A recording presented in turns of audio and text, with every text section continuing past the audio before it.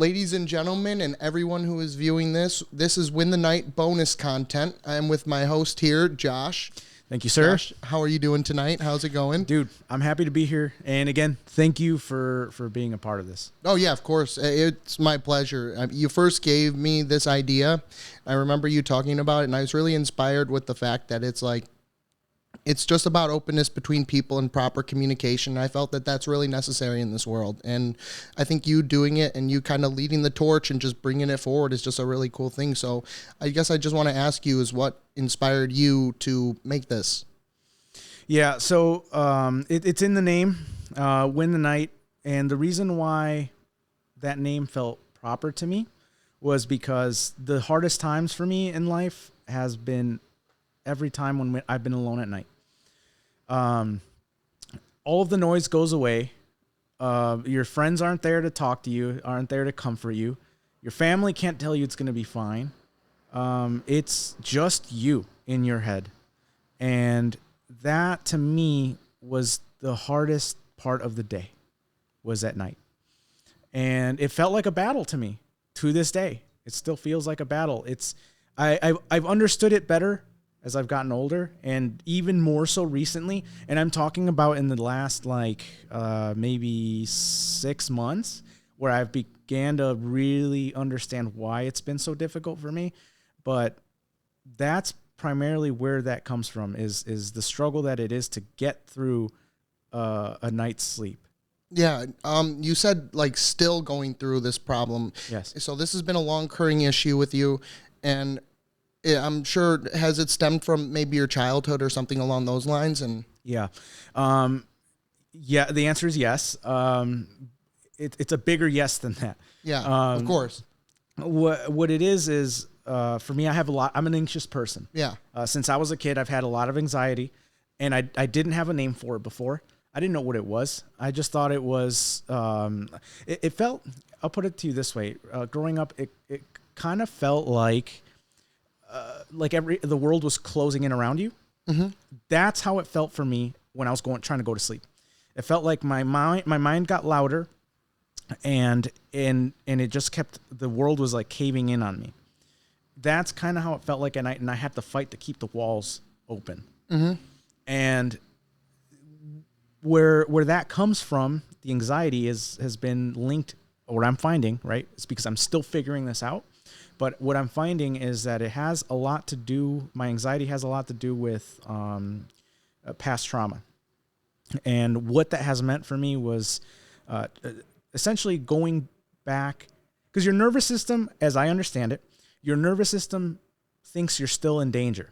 Yeah. Right? And it doesn't know that you are in a different situation now. Mm-hmm. It only recognizes that the feeling is still there, and therefore you are still in danger.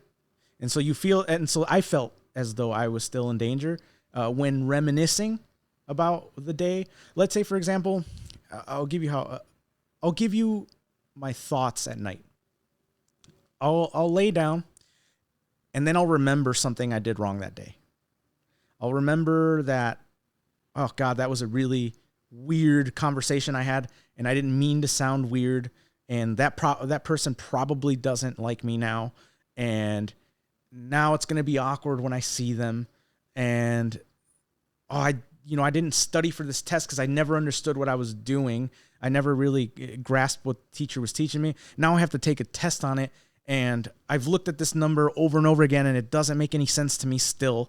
And now I have to go and take a test that I'm probably going to fail. And then I'm going to have to bring home a failed test to my mom.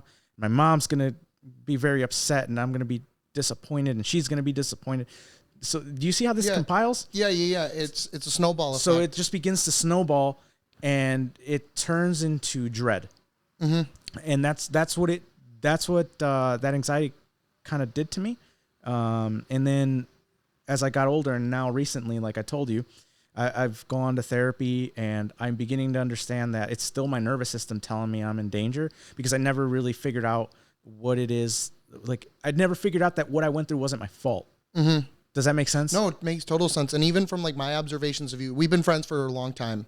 And from my observations with you is you've been very creative and very particular in your creativeness, where it's like you want to make it a certain way.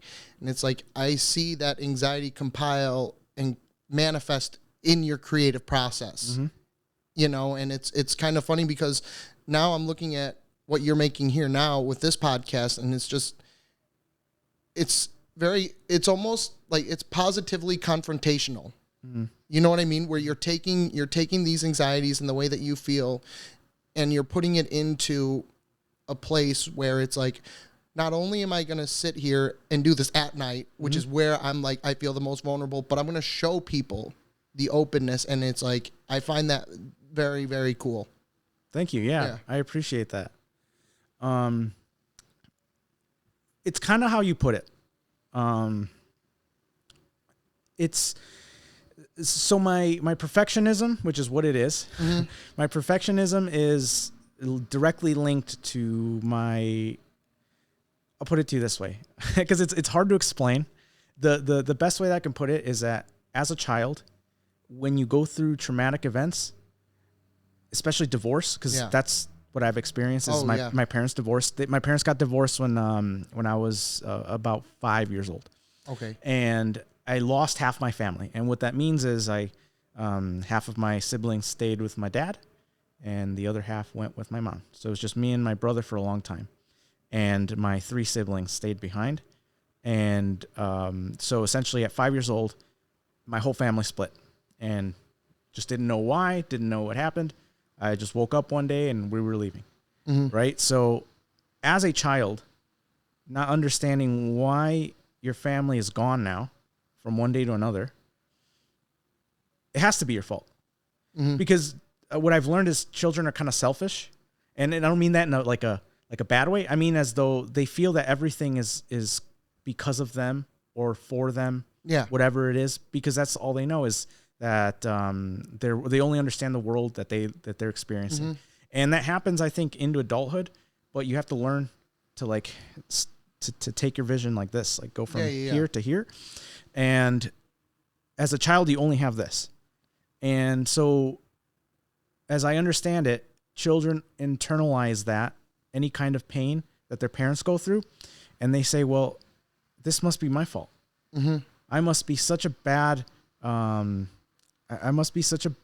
child that they have to leave each other now.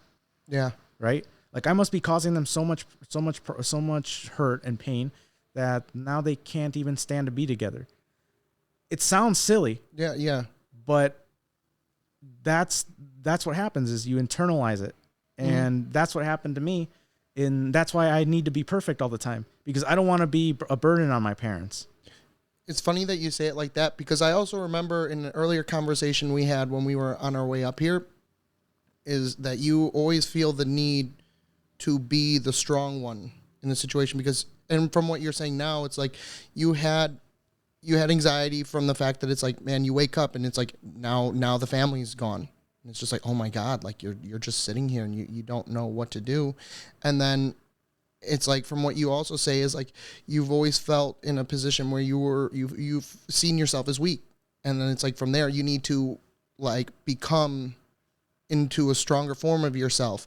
And I'd like to ask you a question is like, how do you think that you make yourself a stronger person because of if that makes sense? That's a 2-part answer. Okay. I'll tell you what I thought. I'll tell you what I thought I needed to do to be strong. Initially, I thought that, and this was around the time I became an adult. I thought initially that what the solution for me feeling weak is I need to go figure out what strong people do. Does that make sense? Yeah. So, and when I thought about what do I think about when I think about strength? Well, the only thing I knew then was like physical strength, right? So the strongest men I can think of was Marines. Like you see the commercials of them spinning the rifles. You see all the video games that were made where they're depicted as like these absolute insane, like strong, courageous men. So to that point, that's what I thought strength was. Okay. So I was like, I want to know if what I'm feeling, the weakness that I feel, is legitimate, or if I'm stronger than I think I am. Mm-hmm. And so enlisting in the Marine Corps was me figuring that part out. Here's the second part that I mentioned. The first part is that's strength, but that's a different kind of strength. It is a mental strength. It's not an emotional strength. And where I was weakest was emotionally. Mm-hmm. So what I did was what the Marine Corps did for me, and I thought that resolved the problem for a long time until very recently. Mm-hmm. I thought that resolved the issue, was that I made it through. I earned the title. I was able to do. I'm as strong as I thought I was, and so problem solved. Right? That was wrong. All that really it did help me, and to this day, it's helped me a lot. Like publicly speaking, I don't like to public speak. I don't like being on stage. I don't like being center of attention. That's why as a kid, I was in the background, because I just don't like to do that. I've had to learn to speak, and the military helped me do that. And so I'm able to do it now, despite the fact that I still don't like being in front of the lights, believe it or not. And that's the first part. The second part is that now that I learned that is strength, but not the strength that I was looking for. What I realized from that is the second part is, what are you really afraid of? Mm-hmm. And I had to ask myself that. And I learned that the hard way. Yeah. Here's one thing I learned, is that your fears have a way of finding you. Yeah. If you don't face them first, they will face you, whether you're ready or not. And you are better off facing them, you choosing to face them, than them facing you. It's kind of like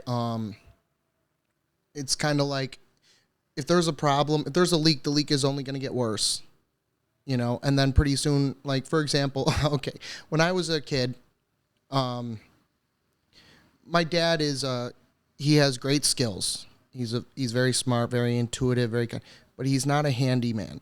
He doesn't know how to work tools or operate tools, but he gets panicky. And one thing he does is, when I was younger, we had a leak in the bathroom. Now, it's not bad because it's just a leak, but the leak eventually there was like a crack in the tub now. So now there's a leak in a crack, and now the water's leaking in the crack. Now, under our floorboards at the bottom in the joists are getting wet. Now there's a mold problem. And then there's a problem with the drywall because the drywall is disintegrating. So that first problem started off with just a simple leak. Now it's evolved in this thing. And now you have to confront not only that first issue, but the other 3 and 4 issues at once. And now you're dealing with a bigger thing. And what a lot of people tend to do is, in that situation, they actually even turn away even more. You know, but I think what's really great about this podcast is it's not turning away. It's not hiding. It's something that's hey, this is approachable. And even too with yourself, it's funny because when you did the Marine Corps, you worked at all the sides that you said that you were strong at already. You know, and you are a very strong person. You know, you have very strong mental fortitude, but the thing that you said that you have problem with is the emotions. And it's funny that it's like you're confronting this now. And not only that, but like, I think one thing that's very important is the community, like the communicative aspects of it, where it's like, you don't have to do this alone. Even though it's nighttime and even though you're isolated and everything is closing in around you, that's not true, because everyone experiences night. Yeah. You know? Yes. Everybody experiences night. Here we are. And that's really what it comes down to for me, is the fact that everybody's experiencing it. So why do we feel so alone? And it's because in your head, I internalized God, like I must be the worst. It's just essentially it's just tearing yourself apart because you feel inadequate. Like that's how I felt. I felt inadequate. I felt like I wasn't a good enough son, a good enough brother, a good enough friend.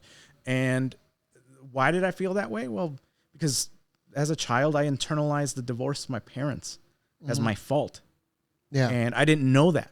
And so I've that energy has come out in my life because I haven't addressed that, because I did have a fear of facing that, because and as we're, let me know, Josh, once we're like getting close. I think we still have a good amount of time. Yeah. But for like 45. Okay, that's why I put up that. Yeah, he put up the 15. I saw the 15. Can you write down 5? Yeah. 5 minutes. So yeah, 45, write down 5 minutes and then show us that. But anyway, one of the things that I didn't really process was the divorce of my parents, and that I was still blaming myself for a lot of other things, not being a good enough friend, not being a good enough brother or son. And that fear manifests. Now, I want to ask you a question, because I went through a divorce too. And this is a thing that happens with me, because I'm also a very confrontational person, not necessarily in a bad way, but I mean it in the sense where, like, the problems that I go through is like, let's say, because you bring up friends, you bring up family, and it's like, in my head, I'm like, I want to be the best family member possible. So like, I jump to it. That's where my prerogative is. I am dead set on it. And then all of a sudden I realize, like, oh, I need to be a better friend. And then I'm like, a really good friend. And I like jump on it. Yes. Because it's like, oh man, like I need to be a good friend. Yes. And then another thing is like, I'm a creative person. I need to be creative. And then it's like, I jump on it because it's like, I have these ideas. I want to get these things on the board. But then I realize, wait a minute, like, while I'm focusing on making this, and while I'm focusing on being a good friend, and while I'm focusing on being a good family member, the other ones that I just mentioned, I'm not doing. Right. You know, and what I want to ask you is, do you deal with something similar like that? So what happens is, you're overcompensating for the things that you think you're not good enough at, and then you neglect the things that you are. Yeah. I mean, that's fair. I think that happens to me in a different way than that. What happens is, what I do is I do jump, like you say, you jump at the opportunity to help somebody, but then I'm different, man. Like, here's what I do. Here's what I do. Different. I just want to tell you what I do. Yeah, of course. The way that I experience that is, let's say, for example, if somebody put effort into something, and they helped me, or they reached out to me, like, I remember that forever. But if, let's say, for example, you stop reaching out to me, you stop talking to me, I take that personally. Yeah. Does that make sense? Like, yeah, of course. That's how I deal with that, where it's like, if you're good to me, like, because I'm so bad to myself, I am so grateful for that like, I remember that, and I'll pay you back tenfold, because I hope that you see the value in me, right? And that's how I perceive that. Yeah. I hope that kind of answers your question. Yeah, it does. Yeah. I wasn't, it's funny because it's like, that's what makes this podcast so interesting, is everybody has, like, we went through the same experience. Me and you, we both went through a rough divorce. And from there, it was like, I took it this way. And it's like, your way that you handled it and dealt with it is completely different. But it's like, it works because each of us have those separate experiences, but then there's millions of people out there in the world that need that experience, that maybe they felt it like me, or maybe they felt it like you, or maybe they felt it a different way entirely. Exactly. You know, even though it's the same situation. And I think that it's like, just having more of these conversations is good.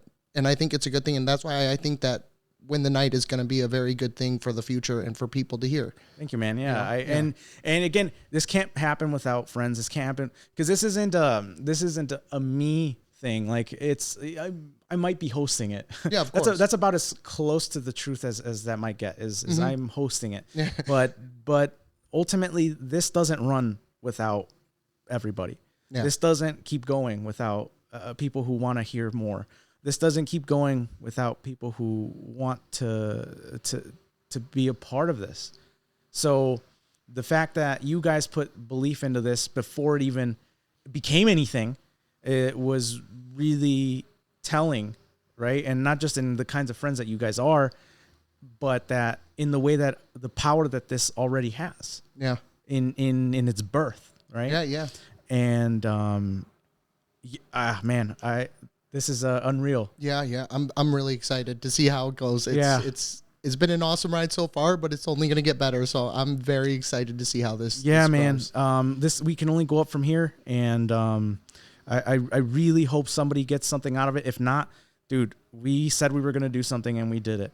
And we got something out of it. And we got something out of it. So I'm happy with that, and I hope that others see the value in it. And learn something, and hopefully can give something back to us that they can share with somebody, with the rest of the world. And that's all that's all I'm looking for is that. Yeah. Well, I think that you closed it up perfectly. You know, I do want to say, make sure that you guys like and subscribe and follow if you guys do like the content and you guys want to hear more. And if you guys have those feelings or any feelings that you go through, feel free to comment and talk about it, because we'll go through them and we'll look at them, and, you know, we'll definitely make it part of conversation here. So you're more than welcome to be part of this group. So we just want to say thank you for everything. And this has been Win the Night bonus content with Josh. And again, we've won the night. Yeah, again, we've won the night.